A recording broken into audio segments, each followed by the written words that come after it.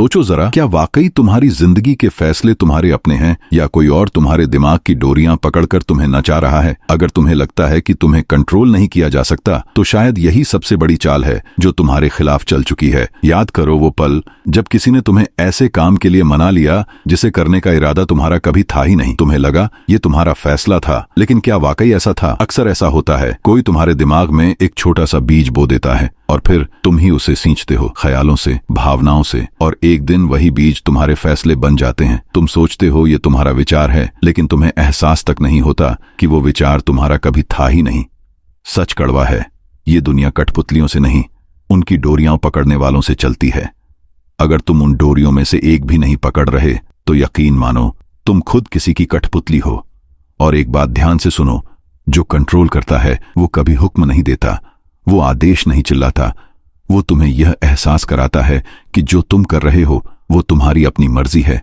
यही असली मैनिपुलेशन है। एक मैनिपुलेटर कभी सीधे नहीं कहता ऐसा करो, वो तुम्हारे अंदर भावनाएं पैदा करता है, डर, उम्मीद, अहंकार या लालच, और फिर तुम्हें लगता है कि फैसला तुमने लिया है। याद है वो पल जब तुम्हारा मन अचानक बदल गया था और तुम्हें समझ ही नहीं आया क्यों? शायद वो किसी का बोया हुआ विचार था, एक मासूम सा कमेंट, एक हल्का सा इशारा जो तुम्हारे अंदर जाकर जड़ पकड़ गया। इसी को असली ताकत कहते हैं, लोगों को मोहरा बनाना बिना उन्हें शक तक होने दिए। अब जरा सोचो, अगर तुम वो व्यक्ति बन जाओ जो दूसरों को चलाता है, अगर इस बार धोखा खाने वाले तुम नहीं बल्कि तुम्हारे इशारों पर लोग चलें, तो असली खिलाड़ी कौन होगा, तुम या वो? क्योंकि फर्क बहुत सीधा है। एक मैनिपुलेटर जानता है कि ताकत थोपी नहीं जाती, वो धीरे धीरे बोई जाती है। लेकिन हमें हमेशा गलत सिखाया गया। हमें बताया गया कि कंट्रोल मतलब चिल्लाना, धमकाना और अपनी मर्जी थोप देना। पर जो सच में दुनिया चलाते हैं, उन्होंने कभी आवाज ऊंची नहीं की, वो खामोशी में खेलते हैं। वो लोगों को यकीन दिलाते हैं कि ये उनके अपने ख्याल हैं, उन्हें अपनी सोच जैसे लगते हैं, और किसी ने तुम्हें ये कभी नहीं बताया। मैनिपुलेशन बहस नहीं है, मैनिपुलेशन तर्क नहीं है, मैनिपुलेशन एक रास्ता दिखाना है जिस पर सामने वाला चले और उसे कभी एहसास भी न हो कि दिशा तुमने तय की थी। अब सवाल ये नहीं कि ये सब होता है या नहीं, सवाल ये है, क्या तुम ये खेल समझना चाहते हो? क्योंकि इस खेल में हर किसी को नहीं चुना जाता। मैनिपुलेटर कभी हर किसी के पीछे नहीं भागता, वो सिर्फ उन्हें चुनता है जो अंदर से खाली होते हैं, अकेले होते हैं, जरूरतमंद होते हैं, लेकिन दिखाते ऐसे हैं जैसे उन्हें किसी की जरूरत नहीं। उन्हें टारगेट बनाना आसान होता है क्योंकि वो सोचते हैं कि वो अपने फैसले खुद ले रहे हैं, पर असल में कोई और ले रहा होता है। और चाल बहुत साधारण होती है, उन्हें यकीन दिलाओ कि विचार उनका है, क्योंकि जिस दिन इंसान को लगे कि कंट्रोल उसके अपने हाथ में है, उस दिन वो लड़ना छोड़ देता है। अगर तुम चाहते हो कि कोई तुम्हारी बात माने, तो सीधे मत कहो, उनके दिमाग में एक छोटा सा ख्याल डालो और फिर धीरे धीरे उसे उनका अपना बना दो। बस यही असली खेल है। खेल को ऐसे खेलो कि सामने वाला यह समझे कि जीत उसी की हुई है। इंसानों की डार्क साइड यही है, उन्हें आदेश पसंद नहीं आता, लेकिन अपनी ही सोच से उन्हें प्यार होता है। और अगर तुमने ये खेल सही खेल लिया, तो लोग तुम्हारे प्लान को ऐसे बचाएंगे जैसे वो उनका अपना खून खराबा हो। लेकिन कंट्रोल का सबसे बड़ा खतरा ये नहीं कि लोग विरोध करें, खतरा तब होता है जब विरोध करने वाले एक साथ खड़े हो जाएं। इसलिए अगर सत्ता थाम कर रखनी है, तो लोगों को जोड़ो मत तोड़ो, छोटे छोटे टुकड़ों में शक पैदा करो, तुलना करवाओ, अहंकार जगाओ, और फिर देखो वो खुद ही टूट जाते हैं। इसे कहते हैं डिवाइड एंड रूल। लेकिन इतना ही काफी नहीं। अगर तुम्हें सच में कंट्रोल चाहिए, तो तुम्हें इंसानी भावनाएं समझनी होंगी। लॉजिक सोच बदलता है, लेकिन भावनाएं इंसान को चलाती हैं। कोई भी काम तर्क की वजह से नहीं करता, लोग करते हैं क्योंकि वो कुछ महसूस करते हैं, और यही से असली खेल शुरू होता है। डर,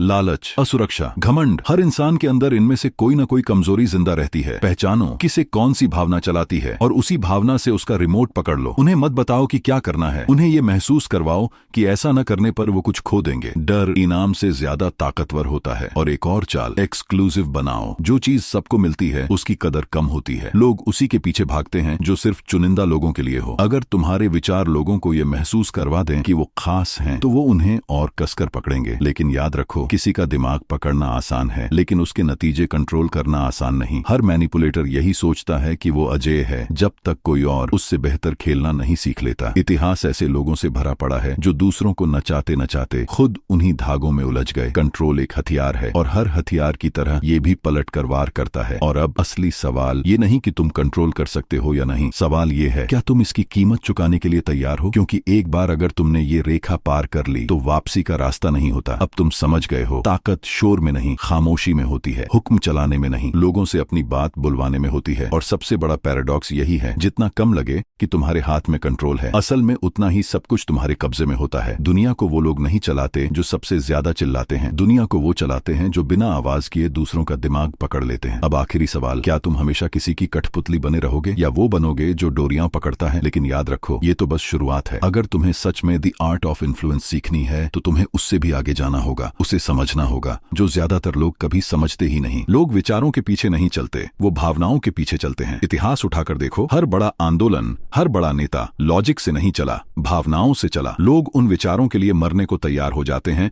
जिन्हें वो ठीक से समझते तक नहीं। क्यों? क्योंकि वो विचार उनकी पहचान बन जाते हैं। तुम किसी का विचार बदल सकते हो, लेकिन उसकी पहचान बदल देना सबसे मुश्किल काम है। और अगर तुम किसी विचार को किसी की पहचान से जोड़ दो तो वो उसे मरते दम तक बचाएगा, ना इसीलिए कि तुमने कहा था, बल्कि इसलिए क्योंकि अब वो विचार उसे जीने का मतलब देता है। और यही हिस्सा सबसे खतरनाक है। ये इन्फ्लुएंस नहीं है, ये प्रोग्रामिंग है। किसी के दिमाग में चुपचाप एक सोच डाल देना और उसे ये एहसास भी न होने देना कि वो सोच तुम्हारी थी। इसके लिए सिर्फ 3 चीजें चाहिए: एक्सपोजर, रिपीटिशन और इमोशनल कनेक्शन। एक बार में दिमाग नहीं बदलता, धीरे धीरे बदलता है। जो बात बार बार सुनाई जाती है वो सच लगने लगती है, और जो भावनाओं से जुड़ जाए वो अपना बन जाती है। अब सवाल ये नहीं कि तुम कर सकते हो या नहीं, सवाल ये है, क्या तुम इतनी सफाई से कर सकते हो कि सामने वाले को कभी पता ही न चले कि वो तुम्हारी कठपुतली था। दिमाग उसी को स्वीकार करता है जो उसके आसपास बार बार आता है। अजनबी चीजें डराती हैं और परिचित चीजें सुकून देती हैं। अब कुछ और गहरे पैटर्न समझो। लोग उन पर भरोसा करते हैं जो उन्हें सुनते हैं, न कि उन पर जो सिर्फ बोलते हैं। सुनना एक ऐसा हथियार है जो किसी को बिना छुए काबू कर लेता है। अगर तुम्हें किसी को प्रभावित करना है तो उसे बोलने दो, क्योंकि ज्यादातर लोग बस सुने जाना चाहते हैं। और एक सच, डर इनाम से ज्यादा ताकतवर होता है। किसी को चलाना है तो ये मत बोलो उसे क्या मिलेगा, ये दिखाओ वो क्या खो सकता है। और सबसे खतरनाक लत, किसी को आदत डाल दो और फिर वो खुद उसी जाल का पहरेदार बन जाता है। लेकिन आखिरी सच ये है, भले ही तुम सब सीख लो, भले ही तुम लोगों को चला लो, एक चीज कभी पूरी तरह कंट्रोल नहीं होती: ह्यूमन केओस। लोग हमेशा तुम्हारी उम्मीद के मुताबिक नहीं चलते। कभी एक छोटी सी भावना, कभी एक जागरूक पल तुम्हारे पूरे खेल को पलट देता है। और यहीं से असली सवाल आता है, क्या तुम सिर्फ कंट्रोल करना चाहते हो या तुम उसके अंजाम के लिए भी तैयार हो? क्योंकि हिस्ट्री ऐसे लोगों से भरी है जो दूसरों को नचाते नचाते खुद खत्म हो गए। मैनिपुलेशन करना आसान है, लेकिन जो वो पैदा करता है उसे संभालना सबसे मुश्किल। अब आखिरी सवाल, क्या तुम सीखना चाहते हो कि लोगों को कैसे चलाया जाता है, या तुम उसी भ्रम में जिए जाओगे कि आज तक तुम्हें किसी ने कभी प्रभावित ही नहीं किया? फैसला तुम्हारा है, लेकिन ये याद रखना, जो ये खेल समझ जाता है वो दुनिया को देखता नहीं, वो दुनिया को पढ़ता है। और जो दुनिया को पढ़ लेता है वो कभी किसी की किताब का पन्ना नहीं बनता, वो खुद किताब लिखता है।